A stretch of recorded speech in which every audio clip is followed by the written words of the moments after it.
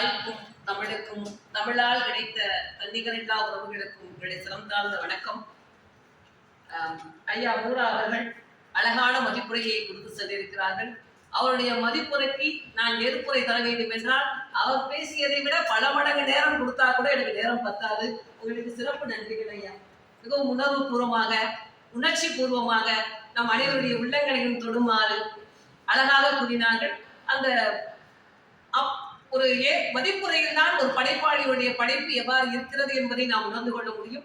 அவ்வாறு என் கண்களை கலங்க வைத்த தருணமாக ஐயா விக்னேஸ்வரன் அவர்களுடைய கவிதையை படிக்கும்போது சொன்னாங்க. அவர் மட்டுமல்ல, நிறைய பேரும் அந்த விக்னேஸ்வரன் கவிதையை நிறைய பேர் குறிப்பிட்டு காட்டியிருக்கிறார்கள். அவங்க சொன்ன மாதிரி ஒரு தடவை அந்த பேக்கரியிலேயே போயிட்டு அனுமனையிலேயே போயிட்டு அந்த கவிதை எழுதிருக்கேன்னு அவங்களுக்கு புத்தகத்தை கொடுத்ததும் அவங்க கண்ணில் கண்ணீர் இருந்துச்சு. பார்த்துக்கோங்க. அந்த பையன் 10வது 11வது படிக்கும் போதே உடல்நிலை சரியில்லாமல் இறந்து போனதாக சொல்லி கண்கள் கலங்கி எங்களுடைய பெயரை பத்தி நீங்க கவிதை எழுதிருக்கியாமா அப்படின்னு சொல்லிட்டு ஒரு 15 கேக்கையும் வச்சு கொடுத்து விட்டாங்க அப்படின்னு சொன்னா ஒரு படைப்பாளிக்கு இதுதான் மிகப்பெரிய வெற்றி என்று நினைக்கின்றேன்.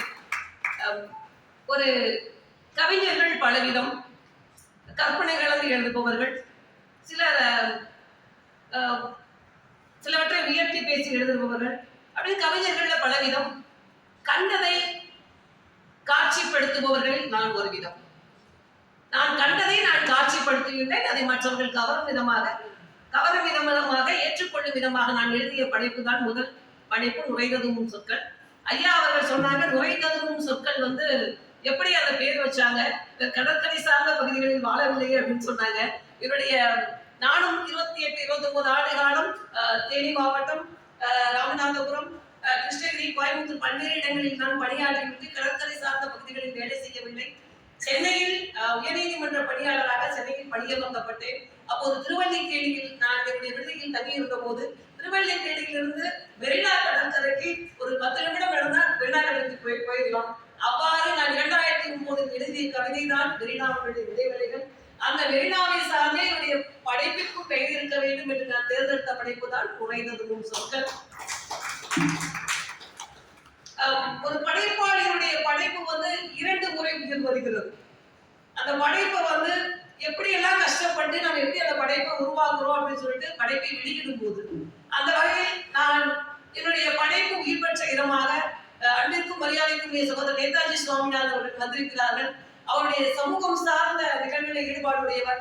அவருடைய நிகழ்வில் தான் என்னுடைய புத்தகத்தை வெளியிடுவதற்கான அனுமதியை கொடுத்து என்னை இவ்விடத்தில் நின்று பேச வைக்கிறதுக்கு முதல் பேசின இடம் உலக தமிழ்ச்சங்கம் தான். அந்த பெரிய அளவுல என்னை மேடையேற்றி பேச வைத்தவர் 2 நாட்களுக்கு பிறகு. அங்கிருந்துதான் என்னுடைய இந்த இலக்கிய பயணம் ஆரம்பித்தது. அந்த வகையில் என்னுடைய படைப்பு உயிர் பெற்ற இடம் நேதாஜி சுவாமிநாதன் அவர்களுடைய முயற்சியால் என்னுடைய படைப்பை வெளியிட்ட தருணம். 2வது முறையாக ஒரு படைப்பை வெளியிட்டோம் அப்படின்னா அப்படியே அந்த படைப்பு என்ன சொல்லுவோம், தூசி தட்ட மாதிரி உள்ள வச்சுக்குவோம், திருப்பி வர முடியாது. உலக தமிழ்ச்சங்கத்தில் என்று அந்த படைப்பு உயிரோட்டம் பெறுகிறதோ, என்று மறுபடியும் தூசி தட்டி எடுக்கப்படுகிறதோ, அதுதான் அந்த படைப்பு மறுபடியும் உயிர் பெறுகிறது. அந்த வகையில் என்னுடைய முதல் படைப்பு 4 வருடங்களுக்கு பின்பு உயிர் பெறுவதில் மிக்க மகிழ்ச்சி அடைகின்றேன். அதாவது ஏற்புரை வழங்கும் போது இந்த நேரத்தில் கவிஞர் கூடாத்தாரி முனைவர் அவர்களுக்கு நான் நன்றி சொல்ல கடமைப்பட்டிருந்தேன். நானும் ஒரு பள்ளிக்கூடத்தில் படிக்கும் போது சும்மா 1-2 பேச்சு போட்டிகளிலும் கட்டுரை போட்டிகளிலும் கலந்து கொண்டுதான் எனக்கு பழக்கம். ஒருபடி கவிதைகள் எல்லாம் எழுத தெரியாது. அப்புறம் ஆனா ஒரு ஆசை, முகநூல்லாம் எழுதுனாங்களே, எத்தனை மாதிரி அமைப்புகள்லாம் இருக்குது, அப்போ அதெல்லாம் நம்ம எப்படி எழுதுறதுங்கிறதுலாம் எனக்கு தெரியல. சென்னையில எல்லாம் பணியாற்றிவிட்டு 5 ஆண்டுகள் பணியாற்றிவிட்டு மதுரை வருகிறேன். உண்மையிலேயே மதுரைமன் ஒரு இலக்கிய பயணத்திற்கு நல்ல வழிகாட்டியாக இருக்கும் என்பதில் எந்தவித மாற்று கருத்துமில்லை. அந்த வகையில் தொக்கைப்பாணியை கவிதாமண்டலம் ஐயா தொக்கைப்பாணிகள் வந்திருக்கிறாங்க. நிலாமுற்றம் போன்ற முன்னோர் குடும்பங்கள், தஞ்சை தமிழ் மன்றம், இது போன்ற குடும்பங்கள் எல்லாம் நான் எழுதுவதற்கு ஒரு தளத்தை ஏற்படுத்தி கொடுத்தன. அவ்வாறு முகநூல் தளத்தில் ஒரு பிச்சு போட்ட புராட்டா மாதிரி நான் எழுதி போட்ட கவிதைகளை எல்லாம் ஒன்று திரட்டி எழுதிய முதல் படைப்பு தான் நுழைந்ததும் சொற்கள். அதற்கு அணிந்துரை தந்ததோடு ஒரு ஆக்கப்பூர்வமான ஒரு படைப்பாக வெளிப்படவும் துறையாக இருந்தவர் அன்பு சகோதரர் கூடத்தாரி அவர்களுக்கு இந்த நேரத்தில் நன்றி சொல்ல கடமைப்பட்டுள்ளேன்.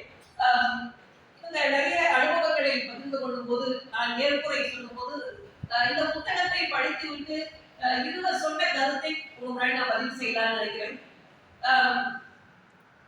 என்னுடைய பணியாற்றும் ஒரு சகோதரி, அவர் எனக்கு இந்த வாங்கி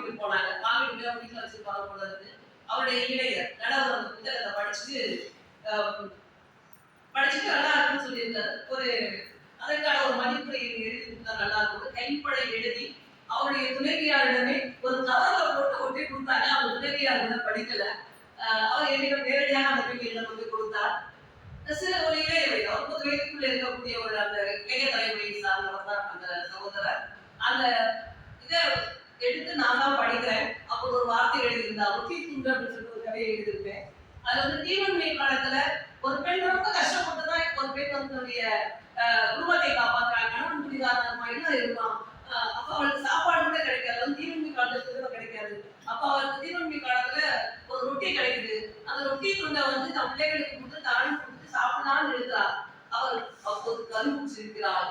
அப்போ அந்த பெண் அந்த கடைசி துண்டை தான் சாப்பிடலான்னு போகும்போது அவளை சுத்தி ஒரு நாய் சுத்தி வரும்.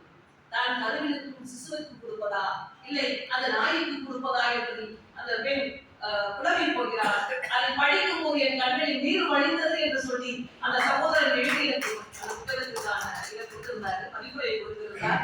இது போன்று உழைப்பாளி வேதியின் உழைப்பாளர்கள் தொழிலாளர்களும் உழைப்பாளிதான், தொழில் அதிபர்களும் உழைப்பாளிதான். நம்ம ஒரு தண்டச்சோறுன்னு சொல்லுவோம். அவங்களோட ஏதாவது பண்ணிட்டார் அவருடைய உழைப்பாளி நிறைய எழுதி வந்துட்டு அந்த கவிதையை முடித்திருந்தேன். ஒரு இல்லத்தில் இருக்கக்கூடிய இல்லத்தரசி அந்த கவிதையை படித்து விட்டு எல்லோரும் பற்றி சொன்னீர்கள். ஆனால் இல்லத்தரசிகளும் உழைப்பாளி என்று சொல்லாமல் அந்த இல்லத்தில் நான் அதை பற்றி எழுதவில்லையே என்ற ஒரு வருத்தம் இருந்தது.